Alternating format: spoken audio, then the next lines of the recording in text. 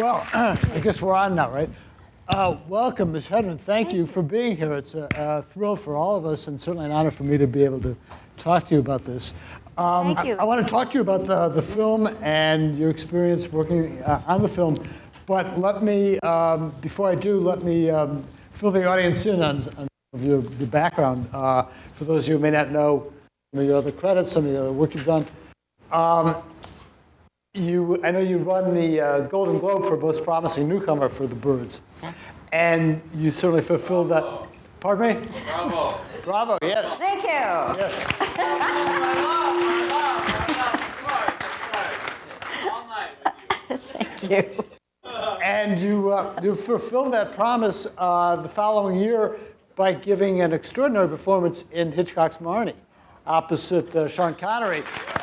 Absolutely. Yeah. Which I would encourage all of you, particularly having seen this, to seek that film out. It's a very underrated, misunderstood film when it came out that is now, I think, in subsequent years has acquired an enormous following and certainly a great admiration. And I think your performance is wonderful, wonderful, wonderful. Thank you. Yes, so much. Playing a very complex, complicated character opposite Connery. That film was not accepted very well when it first came out because of the fact that all those years ago, even psychiatrists really didn't understand how serious it was when a child had a traumatic experience and it wasn't dealt with right then. What the ultimate, how it manifested itself in that child's later years. And it wasn't well accepted. And the same critics who wrote about it at that time and gave it a negative kind of critique, 20 years later, today, it's like a completely different movie. It is. I mean, just even the use of painted backdrops, which were criticized at the time. Yeah. Now you look at it and you say, well, he had a definite intent. But I don't think people are that familiar with some of the other acclaimed, formidable directors you've worked with, including Charlie Chaplin in Countess from Hong Kong, yes. and Alexander Payne in Citizen Ruth, and David O. Russell in I Heart Huckabees. And I wanted to ask you about working with those they as well. You even did a TV remake of Hitchcock's Shadow of a Doubt. Yes. But one of the things about your life and career that has impressed me the most was your incredible work doing humanitarian causes and relief work, going into areas that were hit by natural disasters. And particularly your work, which is a cause dear to my heart, in animal rights, and with the Roar Foundation. And about that, I think that would be great. Yeah. Yeah. So, the humanitarian efforts were with an organization called Food for the Hungry. And I had the most extraordinary experience for 5 years of being a volunteer for them and going around the world helping people who had had their lives decimated by an earthquake, a hurricane, a flood, war, so many instances. And with the war in Vietnam, when Saigon fell, and so many Vietnamese people were trying to get away from communism, and they got in those ridiculous little boats to try to get to freedom. And Food for the Hungry leased a ship from the Australian Navy. And we went around, we sailed around the South China Seas, helping the boat people and bringing them on board. We couldn't keep them on board because of international laws, but we could give them fresh clothing, food, repair their little boats, those ridiculous little boats. But what we could do was guide them to safe haven. It was fabulous. And some of the people that we rescued contacted me when they got to these states. And one of them I was able to include into the plan that I had are some of the women that we helped outside of Weimar, California, at a place called Hope Village, where we had leased an abandoned tuberculosis sanitarium. And I don't know how many hundred Vietnamese refugees we helped find a job, just find their way through a supermarket. They didn't have supermarkets in Vietnam. And I brought in seamstresses and typists and people to help these wonderful women find a job. And they loved my fingernails. Yes, that's right. Yeah, You're the one. Yeah. yes, yeah, they did. And so my manicurist, I asked. You brought in that point, right? Like of like having these ladies like come into America and have fine nails because of you, correct? Yeah, I'll tell the story, okay? Okay. That's what I've heard anyway. Anyway, I asked my own manicurists to come up from Los Angeles to give these women a lesson, a course, in doing one of the then popular manicures, the Juliet manicure. And she'd come up once a week, give the lesson, and they'd all practice on each other. They'd practice on me. At the end of the 8-week course, we got a bus and sent all of these women down to Sacramento to beauty school. And they all passed the test in English, and they got their cosmetology licenses, and I am responsible for all of the Vietnamese manicurists. And here's to it. Yeah. That's good. No, it was an amazing thing, and I have so many wonderful, wonderful friends because of that. It's just astounding. And the animal rights, too, is remarkable. The work that I'm doing with the Roar, big cat. The Roar Yes, Foundation, yeah. Yes. Yeah. I did 2 films in Africa in 1969 and 1970. And during those years, and environmentalists all over the world were saying, if we, people of the world, don't do something right now, I mean then, to save the wild animals by the year 2000, they will be gone just because of encroaching civilization, sport hunting, and poaching. And my then husband was a producer, so we decided to do a movie. And kicking around ideas about how to do this film, that answer came very quickly when we went on a photo safari to Mozambique. And on the Gorongosa Game Preserve, there was a house that had been abandoned by a game warden because it flooded during the rainy seasons. He moved out. And a pride of lion moved in to this house. It grew to be the largest pride in all of Africa. There must have been 25, 30 lions of all sizes living in that house. They were sitting in the windows like portraits. They were going in and out the doors. They were napping on the verandas. A couple of them were having a little argument.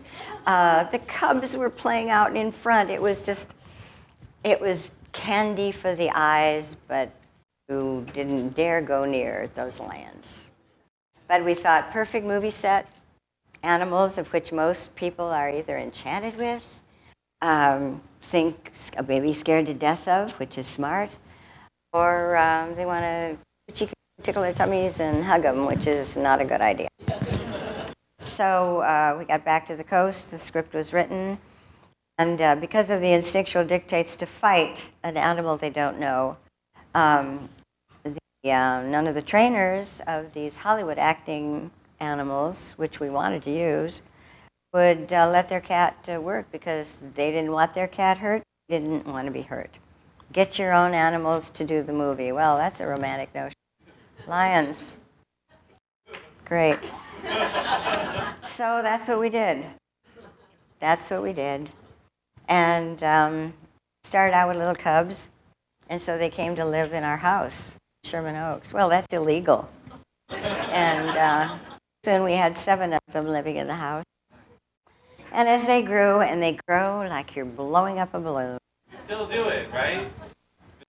No, we don't. Have, dessert. Yes. You do? We're going to have a Q&A period in a couple minutes. Yeah, thank you. Well, going from lions to birds, when you see this film now, many years later, what are your impressions? What impacts you the most when you see the film? I think that most of all, how well the film holds up still. I mean, it really is amazing. Don't you think so? I know that a couple of times I've been in theaters where they've, groups of all ages have been watching it, and times when I pick up the telephone, people would start to laugh. What kind of a phone was that? How long ago was this movie made? Because the film, you can't really tell what year it was made, Yeah. excepting for little things like telephone, which of course is silly now. But Hitchcock had a way of really making time not an important issue in his films. Yeah. And he was brilliant at it. But he was a brilliant director, brilliant producer, brilliant in all phases, making an action picture. Yes, absolutely.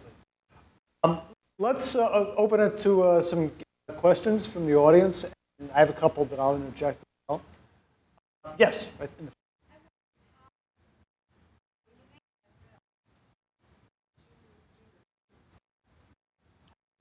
What do you mean, how did I do the birds? You mean when they were attacking me and all that sort of thing? With great difficulty. But when I first read the script, I got to the ending and I said, Mr. Hitchcock, why would I go up the stairs? I mean, knowing what has happened to the people in the town, school children, right now there are birds all around the house which are boarded up. Why would I go up there all by myself when I hear these sounds? And he looked at me like he never thought of that question. And his answer was, because I tell you to. Okay, fine, it's a movie. So my next question was, and when I open that door, all the birds come flying at me, how are we going to do that? And he said, we'll use the mechanical birds like we do with the children. Fine. What? They all lied to me. Oh my God. They all lied to me. Not one person said to me, even my good buddies said to me, the scene at the end, out. Nobody. It wasn't until the morning, it was a Monday morning, that we were going to start that shoot scene. And I was in my dressing room on the set, little building. And my little buddy Raven was in there with me. And he was the sweetest Raven, and the bird trainer wouldn't teach him how to do all the nasty tricks. So he'd be playing with my makeup and sitting on my shoulders, sitting on my head. Anyway, the assistant director came in, the first AD, and he couldn't look at me. He looked at the floor, and he looked at the walls, and he looked at the ceiling, and I said, "What's the matter with you, Jim?" And he said, "The mechanical birds don't work, we have to use real ones." And out the door he went. And I kind of blanched, but I went out to the set. It had never been a thought of using mechanical birds. There wasn't a mechanical bird in sight. However, the cage built around the door that I come in, and there were 5 cartons about this high, about that wide, filled with raven and gull, a few pigeons thrown in, trainers with gauntlets up to their shoulders, and in which they hurled birds at me for 5 days. On Wednesday, Cary Grant came over to the set and came over, walked over to me, and he said, "I think you're the bravest woman I've ever met." Yeah.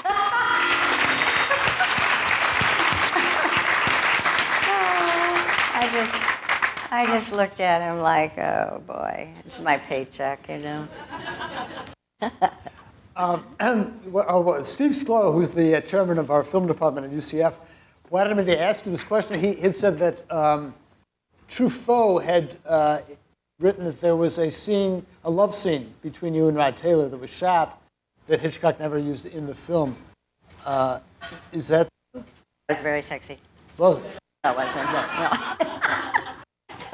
No, I don't remember that. Oh. I don't remember that. Maybe that was a secret between Truffaut and Hitchcock. Could be. That could be. Yeah, Yes. because there's a moment in the morning where you come down and you kiss each other, and there seemed to be, something missing, that maybe a scene that we hadn't seen. Yeah, it was a scene you hadn't seen. Right. I didn't see it either. Right. I wasn't involved. Right. Okay. Somebody had a question? Yes. Love your performance in both of those films. Hitchcock was known to have not to enjoy filming. What? I'm sorry. He was known not to enjoy filming itself. He always said it was finished before he ever went to the set, implying kind of that he was bored with filming. And also that he didn't allow spontaneity. He had everything planned. But there's at least one book out that refutes that. It says that Hitchcock did enjoy it, and he was more creative on the set than he would admit. So I'd like to hear you, if you have any stories about that. Did he change the script? Did he allow some leeway in filming? Hitchcock was extremely organized. In fact, I think he's probably the only director of, I would assume, very few that worked from 9 to 5. At 5 o'clock, we had our martini shot.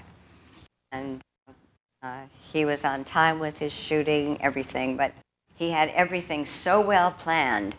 He would do diagrams of it, of the day. Everything was, he really said, by the time we start filming, in my mind, it's done. And it was, everything was so perfectly mapped out in his mind as to exactly what all of us would do. It was an amazing thing, and it was amazing the way he directed all of us. In fact, he directed me because, The Birds was my first film. So I was a novice at this. I did a tremendous number of commercials, but doing a commercial does not give you any indication of how do you develop a character. How do you look at a script and build it into understanding of the different relationships between each of the characters. I mean, there's so much in becoming an actor. And he was my drama coach.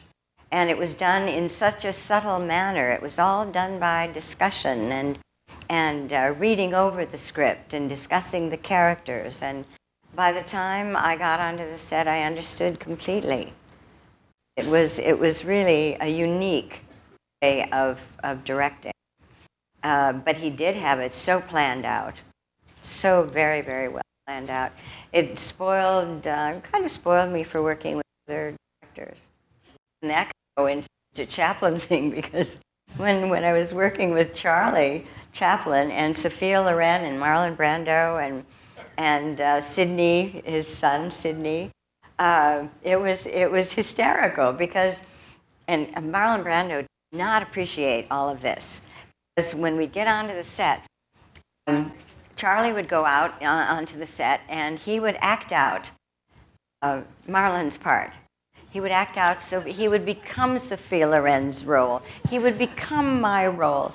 And he did such a good job out of it. And then he'd say, okay, now you do it. And that was his direction. Well, Marlon Brando wanted to quit, you know. But getting back to Hitchcock, there was, it was not only his dealing with the characters of the plot, but knowing everything about that motion picture, how it would work, how everything would be so perfect, and he was perfect at it. Absolutely perfect. If I could just follow up on that question and your response, I worked on 2 different movies that I wrote, with one with Kim Novak and one with Tony Perkins. And Novak from Vertigo, of course, and Perkins as Norman Bates. And I would drive them crazy asking about working with Hitchcock, because I idolized him. And Novak, although they both spoke very fondly of their experiences, Novak would say that he was very specific and knew exactly what he wanted, and would tell her to work in a certain way. Whereas Tony was said Hitchcock gave him more flexibility to create Norman Bates. And I'm wondering if you saw any distinction between the way he dealt with male actors and female actors on the set. I really wasn't privy to that. I really don't know. There was practically no direction given on the set. Right. I mean, we all knew what we were going to do. And so all of the direction, as far as I was concerned, was in private sessions of the character, the scene, and how it would play out with the other characters. It was it wasn't like getting on set and working it out then. It was all worked out before we got to the set. And the script too. I know. Everything. Yeah, everything. Yes. Right. Yeah. Right. Yeah.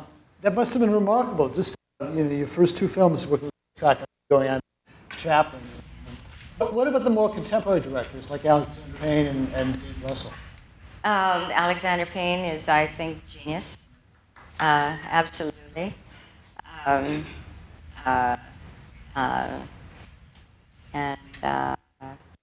David Russell from iHeart. David Russell's nuts. He's just crazy. He's crazy, wonderful, and I loved working with him and enjoyed watching him. And I've often wondered, how is he going to edit? Because we'd be working on specific. When you're involved in these films, you know how they're written so that they can be edited, and when they're filmed, Sure. so that they will edit correctly. And all of a sudden, Dave would say, "No, we're not going to do that. We're going to do this. We're going to change this." And I'm going, "Oh my God, how is this going to work?" And it does work. He's brilliant. Yeah. He is brilliant. Yeah. But 2 disparate approaches from Yes. Hitchcock. Yes. But yes. As the story goes, Ms. Hedren, Hitchcock chose you because he wanted an actress who was like yourself. With all due respect, remember Princess Grace Monaco, I felt she failed like Paris. And Oh, that's very kind of you. Thank you. I also feel that it was just astounding performance. Remember all the more astonished by the fact that she dated you.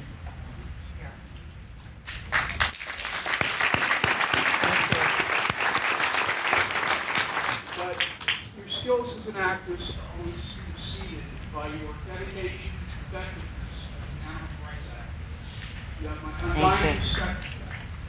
My question to you is, 15 years ago, I heard a radio interview in which you were saying that you were growing weary of the necessity of raising, at that time, $50,000 every month to maintain your Shambhala reserve. And I was wondering if it has gotten any easier for you, if any other people have stepped in to help you, and Yeah. so far finding that a difficult challenge. What an incredible question. It is now not $50,000, it's $75,000 a month. Advertises to $1 million a year, and I'm having a very tough time raising the money, especially now.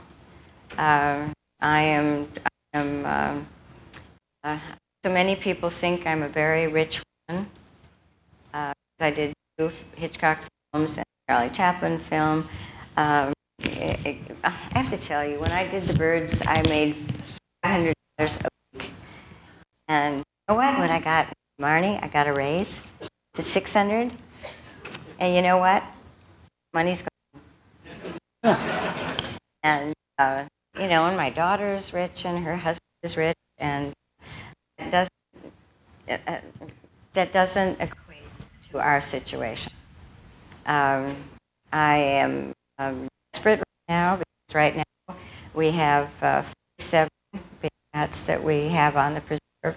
In the 80s, we had 150, and right now, in order to take more animals in, I need $1.2 million to redo the compounds because they're big. We don't have them in little tiny cages. They're in acres of land, and you know, they have a good life being born into being in prison for the rest of their lives, which is a sad commentary.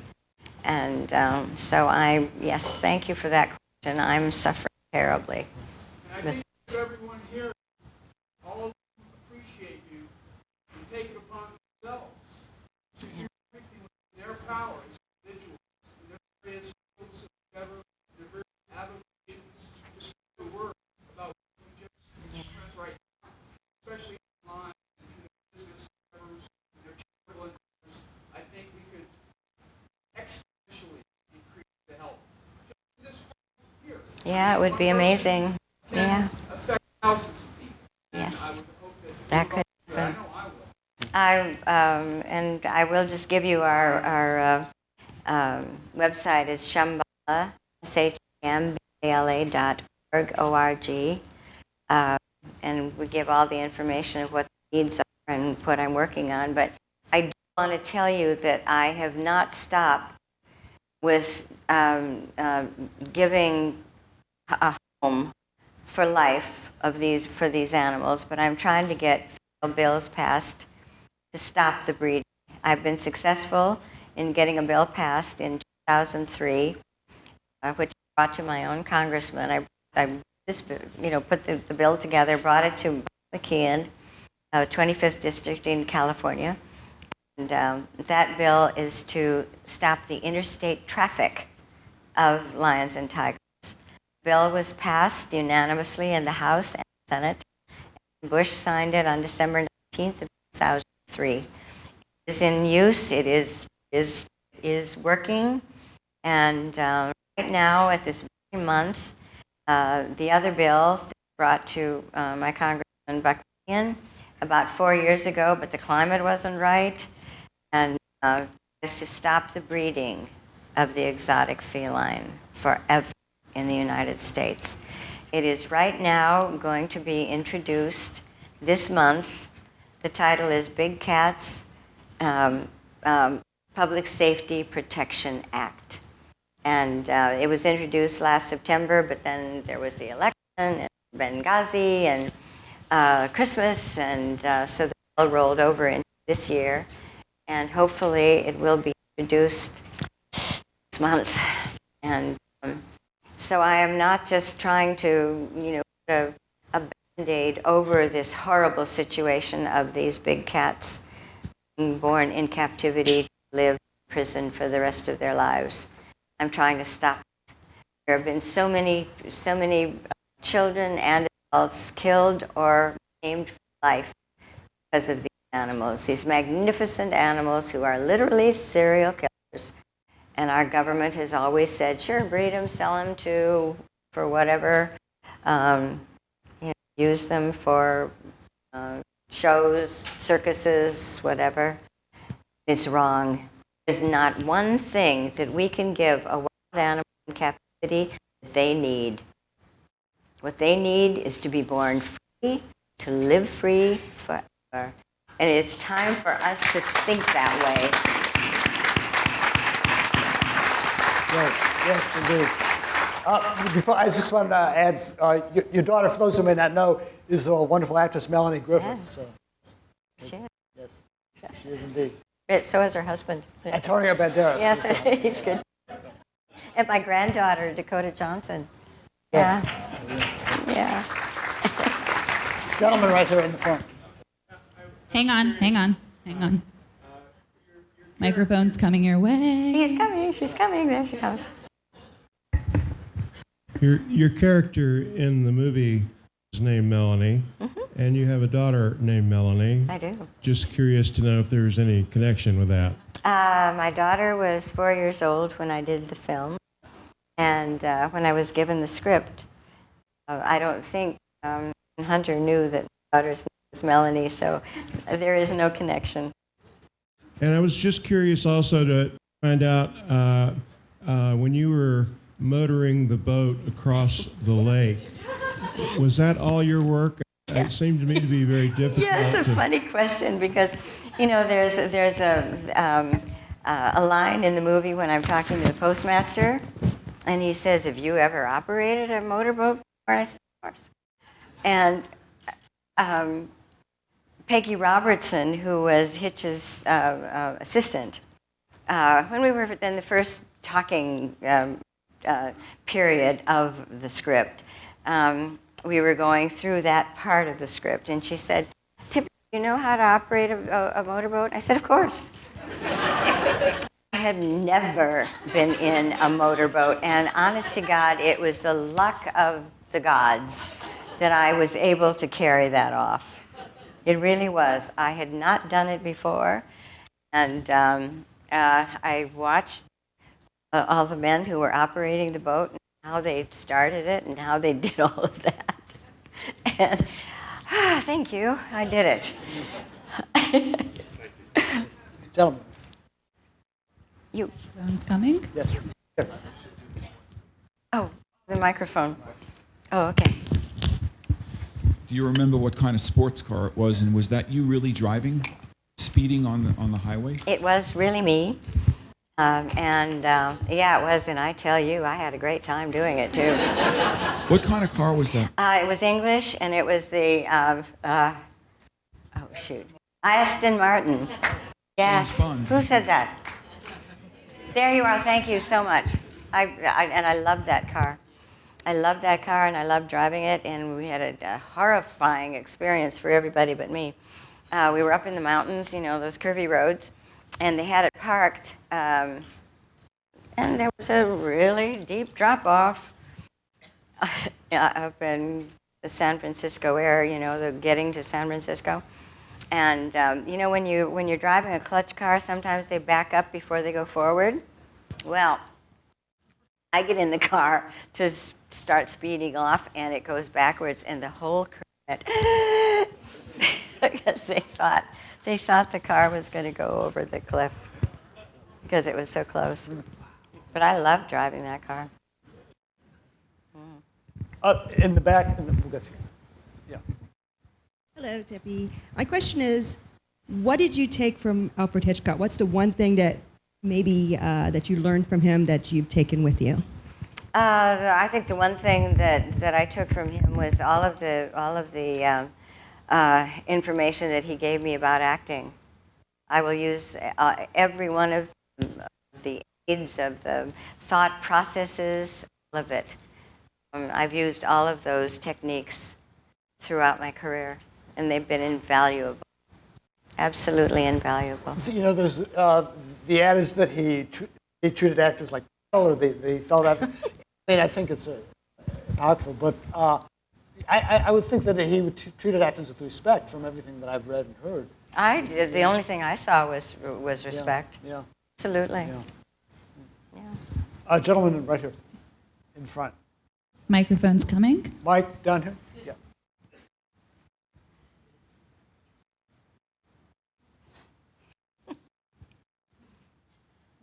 Right here. Appreciate it. Hi, Ms. Hedren. I'm just curious, in your working with Rod Taylor, it's so hard to get great chemistry together, and obviously you two are wonderful on the screen. I'm just wondering, at what great lengths did it take for you to actually start a rapport before you even started actually filming? I could be very smart right now and say it's called acting, my dear. And basically, that's what it was. Apparently, Mr. Hitchcock got to Sean Connery and Rod Taylor and said, "You will not touch a girl." And I don't know what he said to them. I don't know what he threatened them with, but it is exactly the way it remained. I've spoken to both of them after, the thing was done all those years ago.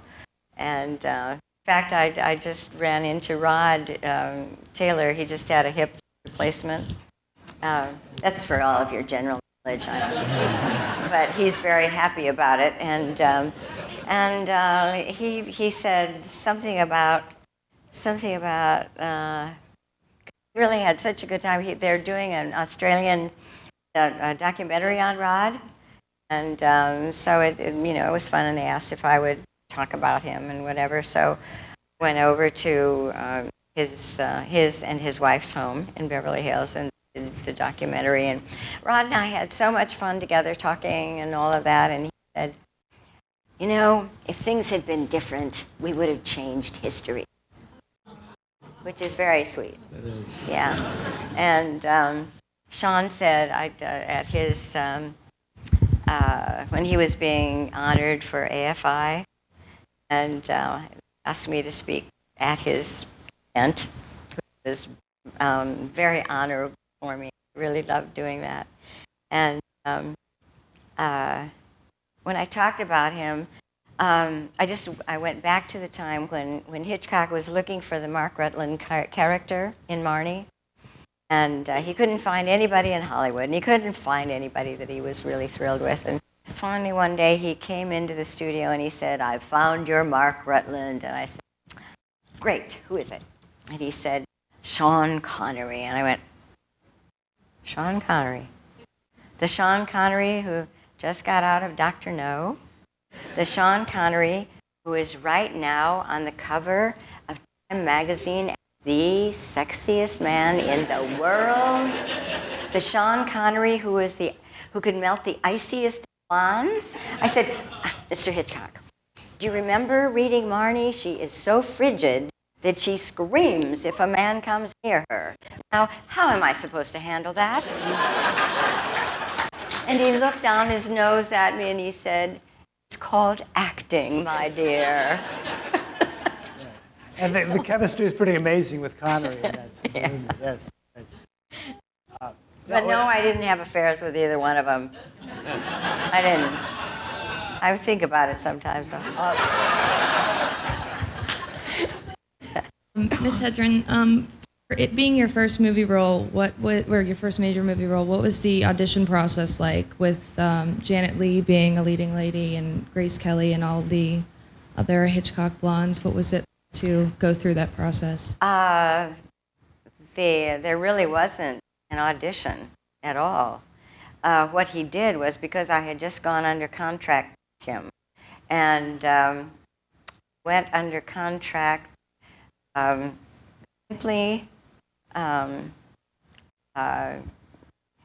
by reading the contract and understanding it, signing it.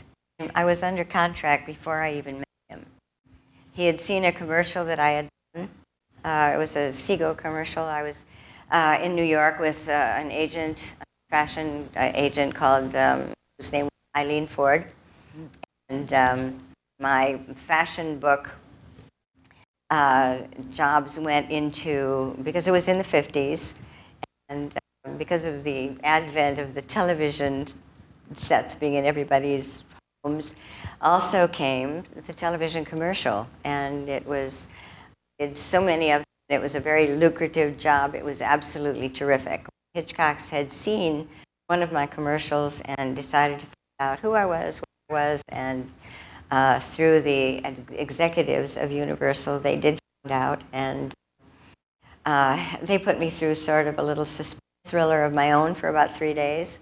And finally, I was told that it was Alfred Hitchcock who wanted to sign me to a contract. If I agreed with the terms, signed the contract, I'd go over to meet him. So it was an entirely different situation.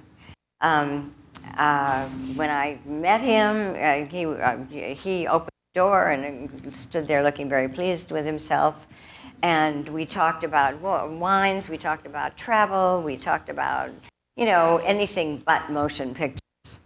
And then I would go over every day, and he introduced me to all the different departments of making a motion picture, which gave me an education that I hadn't had.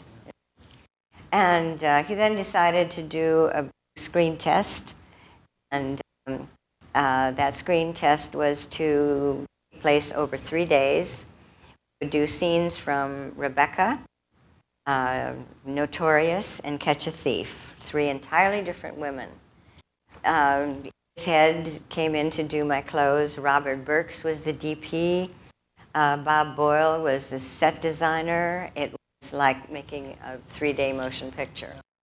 It really was. It was just an amazing time. I had no idea how big it was until I was, in the business a little while longer. After those scenes were assembled, and everybody at Universal looked at them, apparently, I was invited to Chasen's restaurant. I don't know if any of you heard of Chasen's. It was a huge, yeah, you have, His of course. favorite, of course. Yeah, of course. Yes.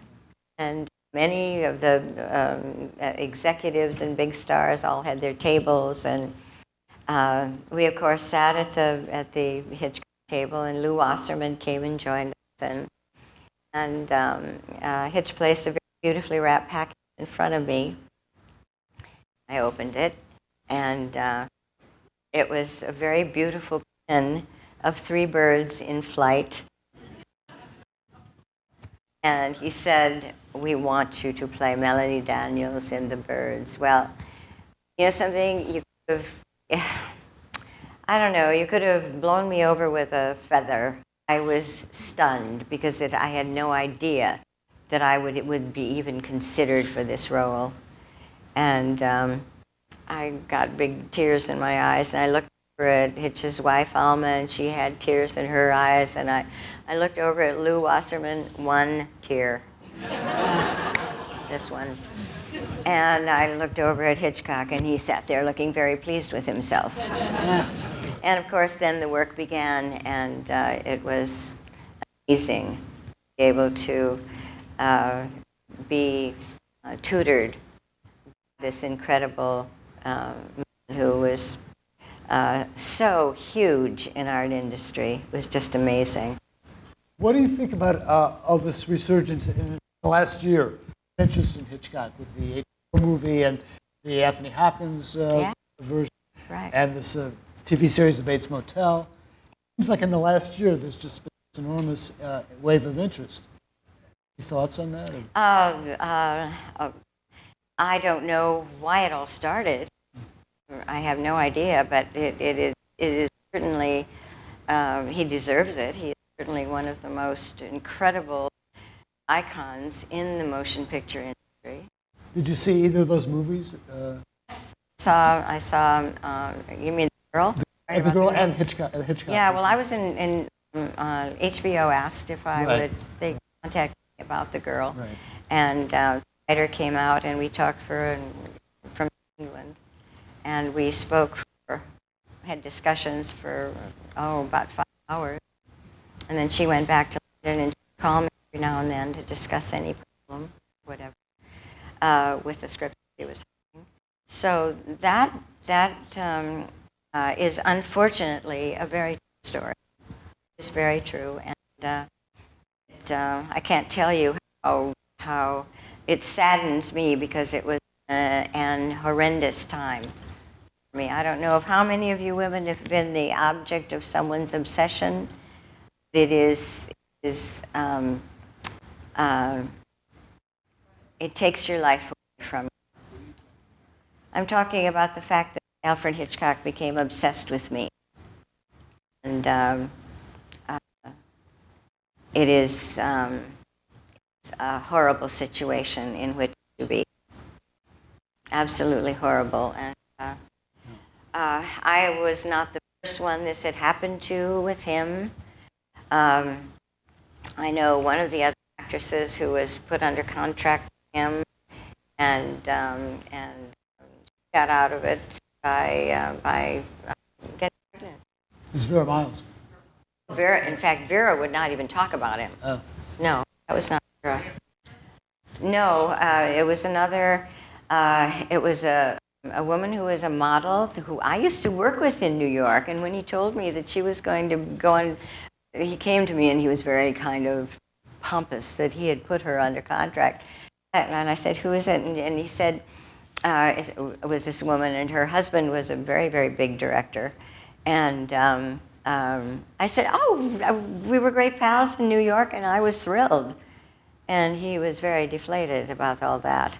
And when she was told that she wouldn't be able to have a baby for another 5 years, she said, oh, yeah? And she went home and she cooked her husband's favorite dinner, and 9 months later they had a baby. So, but there were several other women that was unfortunate enough to have this happen. It's really awful. It's really awful. Yes. Microphone is coming. Please hold. A gentleman right in the front.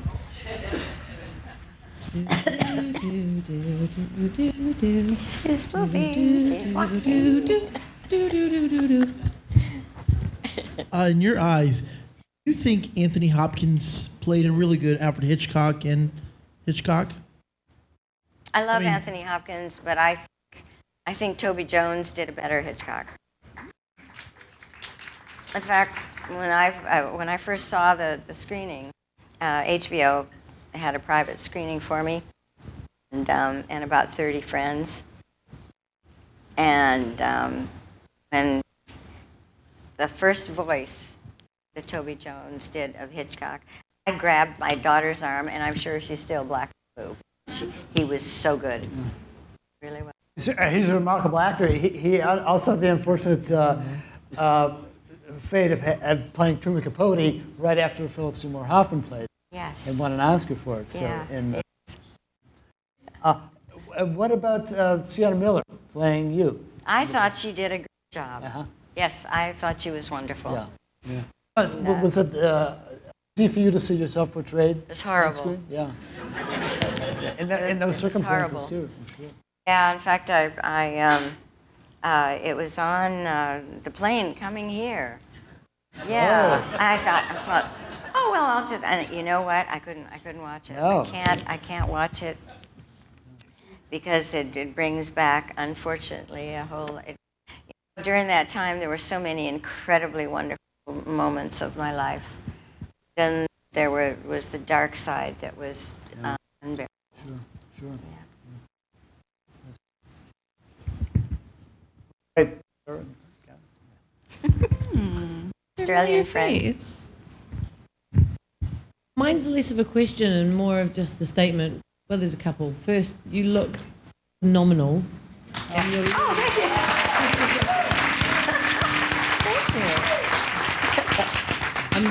I'm listening to you avidly, but I keep getting distracted by your pins. So I'm just like, your legs look phenomenal. And the second thing is, I'm listening to you talking. For me, I feel like I'm coming into being an actor, and listening to you talk, I'm getting kind of flush talking, but hearing your stories, there's a part of me that's just like moved to hear you being so open and honest about a career that spanned the way it has, and I just want to be like you when I grow up. That's all I want to say. That's all. I didn't even have a question. Now I feel bad.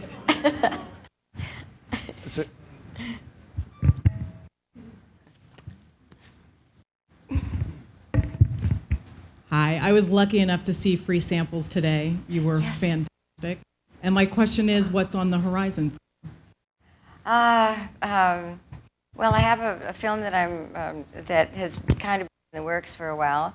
It's going to be an incredibly funny, wonderful story about a director who he's aging and he's kind of not popular anymore, so he moves to a villa in Spain, and he has had several affairs with some of his wonderful actresses, and he decides to bring one of them over to Spain, and his secretary sends the same invitation to 3 other actresses. Right. And they all descend upon him at one time. I need not say more. But I'm, as I said, I'm working on these bills in Washington, which is the main focus of my life. I love these lions and tigers more than my next breath, but not pets, and shouldn't be. Hi, Ms. Hedren. I just wanted to ask you, this is a question every actor that has a daughter or son that is an actor gets asked, but did you support Melanie in starting acting, or were you wary of it, or did you have any thoughts on it? I can't tell you how surprised I was when my daughter came to me, when she was 16, and she said, "I've been offered a movie." I said, "You what?" And she said, "Yeah, I went to on an interview, a friend of mine, and they said she was too old, but I was perfect for it." And so she did that film, and she was excellent in it. And I thought, hasn't she seen this is not an easy job? There's nothing easy about it. You're constantly looking for work. Hours are terrible. You are constantly being discussed and either torn apart or praised, and then, whatever. There's nothing easy about being an actor, and I could never figure that out. But she managed to prove to me that she was right. She became a very big star out of it. So the same thing with Dakota. Dakota, my granddaughter. Dakota, I don't know if any of you know, but she was on the series Ben and Kate. She was Kate, and she was brilliant, absolutely brilliant.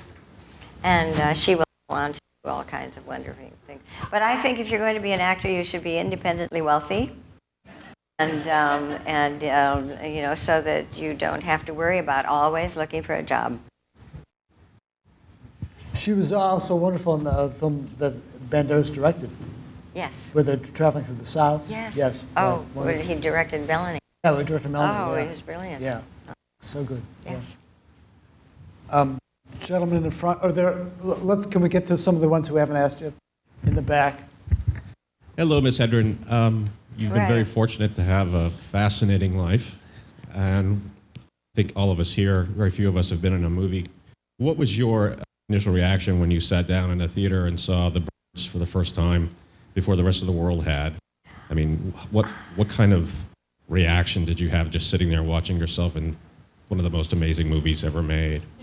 Yeah, I was very fortunate in that. I was kind of cheated out of that first sight of it, the first filming of it, because Hitchcock had me sit in on meetings with all of the different departments, and one of them, of course, was editing. And so I was encouraged to come to dailies. I was encouraged to come and see the scenes as they were edited and assembled, and so by the time the film was completed, I had already seen it. But on the other hand, seeing it with a huge audience was amazing. And we had the wonderful opportunity of introducing the Birds at the Cannes Film Festival in 1964. 63 it came out. 63. At the Cannes Film Festival. And it was not in competition, but it was the opening of the festival. And it was quite an exciting time for me because of all of the attention that the film got, and Hitch and I walked up the stairs, and the French Foreign Legion had their swords in paint over us as we walked up the stairs. And I was wearing the most beautiful white gown designed by Edith Head, and the great coat that went over it. It was just exquisite. So I was the queen for that night, and it's good to be queen.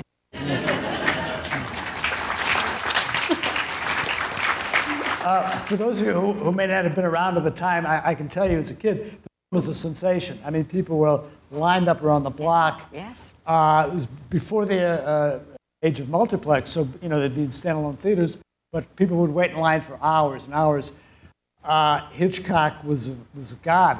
This is his first film after Psycho, and he did a lot of promotion for the. Everybody knew him from the TV show, but there was this "The Birds Is Coming." Remember the? Yes, the grammar. Yeah, the grammar, and there were billboards and posters all over the place. So people were primed for this movie, and certainly weren't disappointed. It really was a sensation.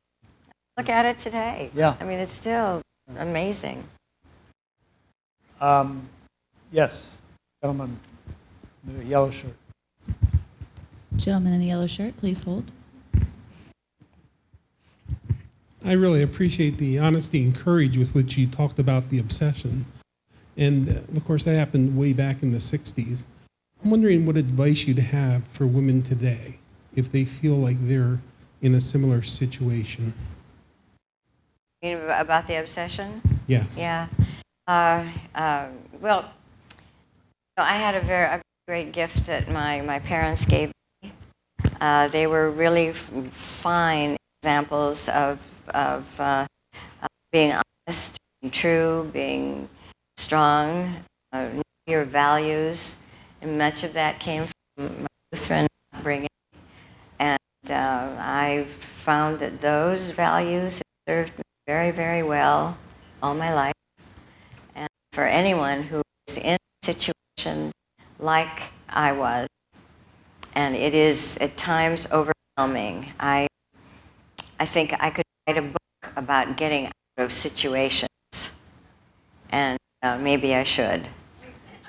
Yeah, because it was at times absolutely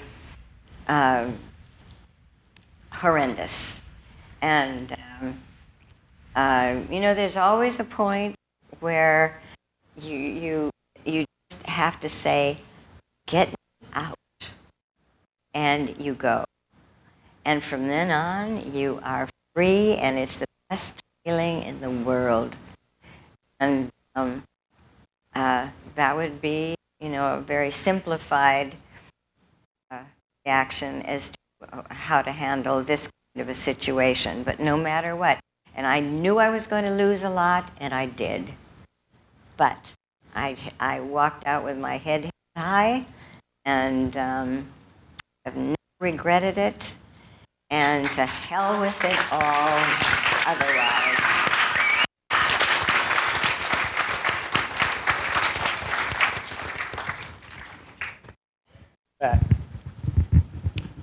Hi, Miss Hedren. Thanks for being here tonight. I've been a fan since I was a little kid, big Hitchcock fan and a Birds fan, so thanks very much for being here. I have to say that you got so much mileage out of that green skirt suit. And it's become very iconic. I always think that you can tell a lot about a person in the favorite films that they have. So what are a few of your favorite personal films? I have to tell you about the green dress. I had 6 of them, and which was a good thing. And it is in the museum outside of Dublin at the Silver. It's a wonderful. There's an incredible museum there, and they also have just purchased the white coat that I wore for the opening of the Birds in Cannes. I wondered what happened to it. Anyway, so what was the question? Your favorite film, some of your favorite. Oh, my favorite films. Okay, I just did one with Jay. Do we screen it today? Pre-samples. Pre-samples. And I've seen it several times, and I saw it again today. And you know something? It wears so well. I am so proud of Jay. I don't know if he's here tonight. Jay, are you here tonight? I don't know. Anyway, it's one of the most wonderful, sensitive screenplays that I've been in, and I love it. When I read the script, I fell in love with it and was enchanted with my part in it. And I have it on DVD, and I watch it at home, and I am fascinated with all of the characters and portrayals of their characters. It's really beautiful. But there have been a number of films that I've done over a period of years that have been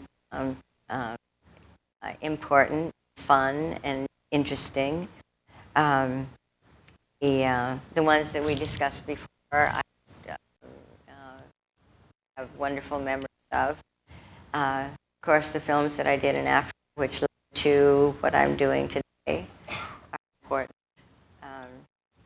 But I do have to tell you that the work that I'm doing with trying to solve this incredible insanity that we're living with allowing serial killers to be sold as pets here, has taken over my life, and that's my important issue at the moment. I think. Do you mean films in general or films that they're not in? Yeah, I think that's what it meant. Oh, Your favorite films off. Oh my God. Oh wow. Oh dear. I'm an old lady. There are a lot. There are a lot. A lot of them are. I'm a huge Turner Classic Movie fan, and practically all of the films that they show are I just love. In fact, I'll stay up all night watching sometimes. And I love the 1940s films a lot. I think probably those were my favorites. God, there were so many. I should have thought about this. Yeah. Henry, before the movie, touched on MacGuffins, and the MacGuffin, obviously, in this movie, Why the Birds Did It.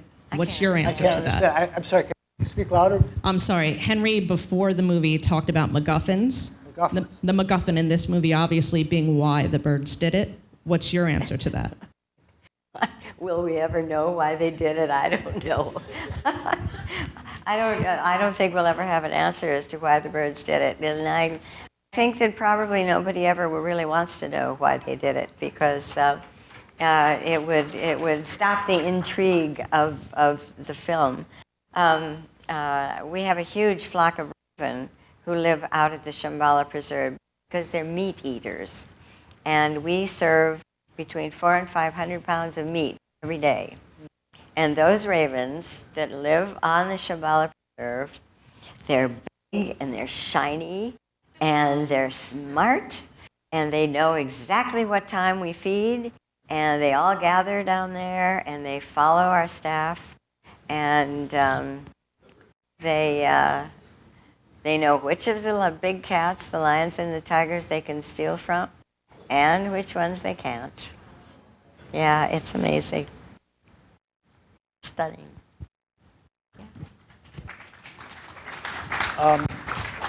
We have a question down here. We have two more down here if you want to come down here. Yeah, the gentleman has his hand up. Hi, I've heard that you were actually injured during the shooting of the birds, and that afterward you suffered from nightmares. Is that true? Actually, the only injury I had was when they had me down on the floor, and they had, before I put the dress on, they put bands around my body with strings coming out so that they could pull them through the tears in my dress. And when they put me on the ground, they tied the birds to me. And one of them, yeah, is that pleasant? One of them was tied up on my shoulder. And, you know, they got tired too. And one of them jumped and got me really close to my eyeball. And I thought, you know what? I'm done. And so I got all of the birds off of me. And that was we started this on a Monday morning. And this happened on Friday afternoon, about 3 or 4 in the afternoon. When that happened, I just sat in the middle of the set and just cried from sheer exhaustion. But that was the most that I was hurt. I wasn't really, the birds really didn't at me. I fended them off really well. I was really good at it. But in this case, I was, there wasn't much I could do with that situation. But that whole week was totally exhausting. And I remember driving home and so tired. And I was taking care of Melanie that weekend. The nanny was off. And I remember driving to the studio. I don't remember driving to the studio on Monday morning. And when I got into my dressing room, apparently I just laid down on the chaise and went to sleep. And my makeup man couldn't wake me. My hairdresser couldn't wake me. And by the time I woke up, I was home on my bed. And doctor came and he told Mr. Hitchcock I had to have a week off. And Hitchcock said, well, she can't. We have nothing else to shoot. And he said, the doctor said, are you trying to kill her? Nice. Yeah, so I got a week off. Thank you so much. Yeah. I'm getting the 2-minute warning sign, so I think we have time for one more question. Yes. Ms. Hedren, I read in a Hitchcock biography that he considered birds to be his most terrifying of all his 53 movies.